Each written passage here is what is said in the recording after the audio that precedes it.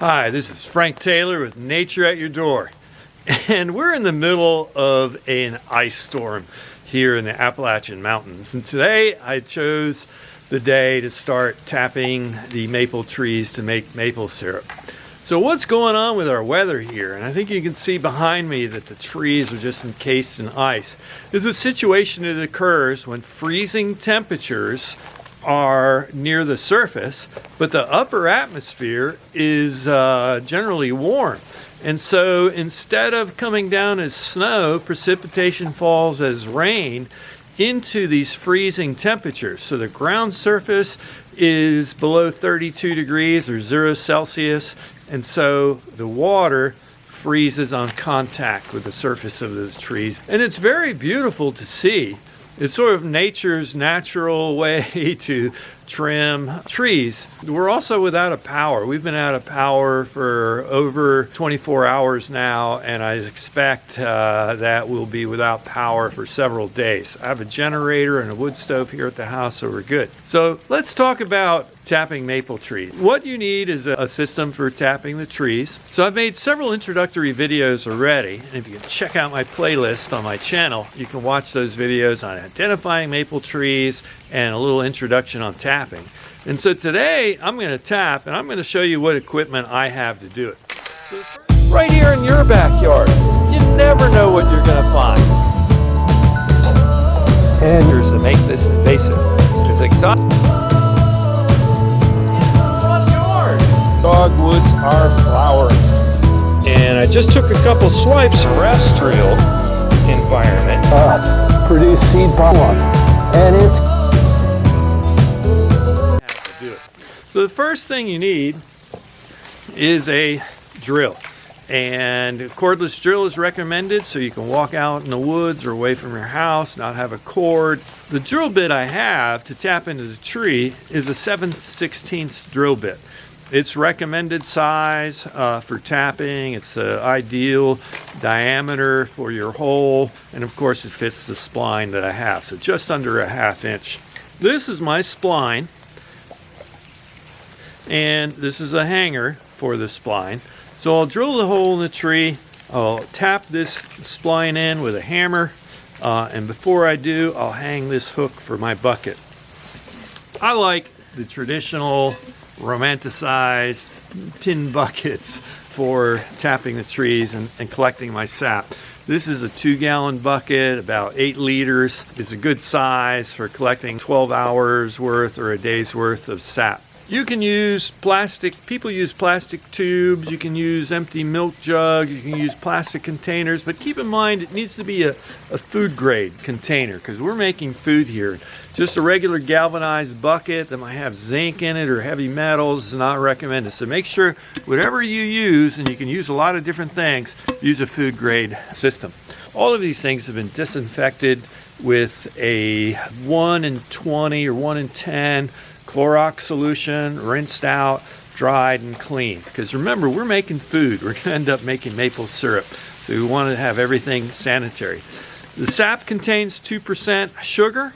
Bacteria loves sugar. So you want to be sure that everything's clean and minimize the growth of bacteria, which can, even though we're going to be boiling it later, it can spoil your product. These containers also have a lid that'll be at an angle, so rainwater or snow or things falling out of trees or bugs or insects are discouraged from falling in there. Some people like to boil their sap as they collect it. I like to store it till I have about 10 or 15 gallons or so. And generally I use empty milk jugs. I wash them out with warm soapy water, then disinfected them with 20 parts water to 1 part Clorox solution, rinse them out 3 or 4 times, and I'm good to go. If you store your sap, you want to store it at 38 degrees or below. So you need to keep it cool so bacteria doesn't grow in your sap. So I think I've got everything we need. Let's go out in the woods and tap a maple tree.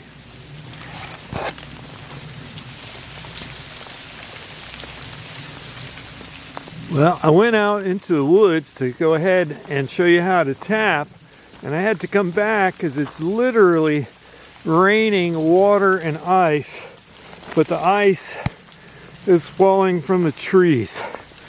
So I'm gonna have to come back when things are a little bit more frozen or it's finished melting out. So I'm back outside today and it's still drizzling and cold, and it's right near 0 degrees centigrade or 32 degrees Fahrenheit. And I think you can see there's still ice behind me. A lot of the ice has fallen off the trees now, and I got a piece of plastic over my camera because I want to go show you how to tap this tree today. So I've got a 7/16 drill bit on here. That's a standard size for most splines and a good size for creating sap flow. I have a red maple tree here that I identified earlier this year. Please check my other videos for background on this. And I'm gonna go ahead and set the first tap and see how this works out. The weather, ideally you want to have freezing nights and above freezing during the day. And I've been waiting for the right weather. We've had such an extreme cold for a while. Temperatures are just kind of flat. We've got ice storm after ice storm. So we'll see how this goes. So you want to drill the hole 2.5 inches deep. And I've marked that depth with a piece of tape here. And you want to go just a little slope below horizontal. So right now that's horizontal, and I want to have a little bit of flow backwards. And I'm going to check this sawdust as I go. You can see here that my sawdust is nice and clean and white, and I want to check that. If you tap a tree and the sawdust comes out brown, go to another spot or find another tree, because if it's brown and not white and flaky like this, it means that you've drilled into a diseased part or rotted part of the tree. So I'm going to take this down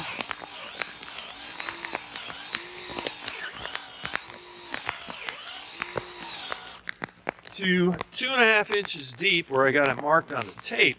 But I also want to make sure that hole is clean. So I'm going to let that drill spin and get all that sawdust out. Keep it clean. It'll allow better sap flow and not clog things up.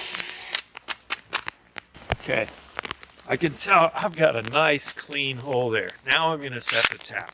And the way this system works, I need to put my hook on first. And I set the tap here, and I gently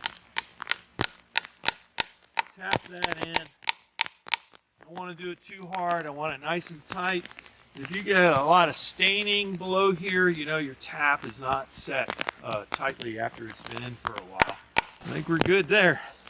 So next, I'll take my bucket and I'll hang it right here like that. And I have a lid that fits on with this system right across the tap here like this. So that lid will keep debris and rainwater and snow out of the bucket, and we'll see what happens. We'll see if we get some tap flow. I'm going to try and tap a couple more trees here next. So we've tapped 3 trees here.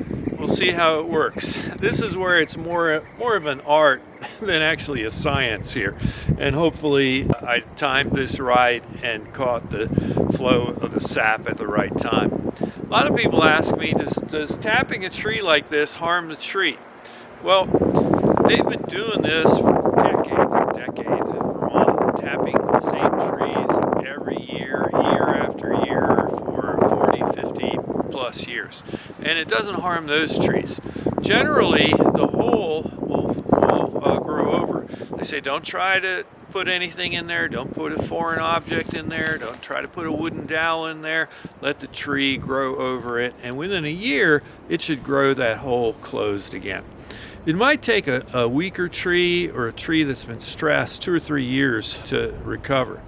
I had a forester, tree expert comment on one of my earlier videos on maple trees and suggested that you might use caution if you try tapping a tree in a suburban or urban environment where they may be under stress. The tree might not recover as quickly as one of these forest trees.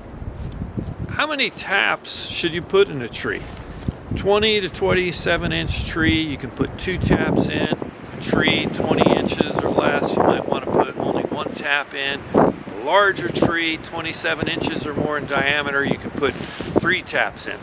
For me, I'm a little bit conservative about that. I just put 1 tap in per tree. I don't like putting the extra taps in the tree. So if I find a tree, this is probably the minimum size I would tap, and anything bigger, I just put 1 tap in.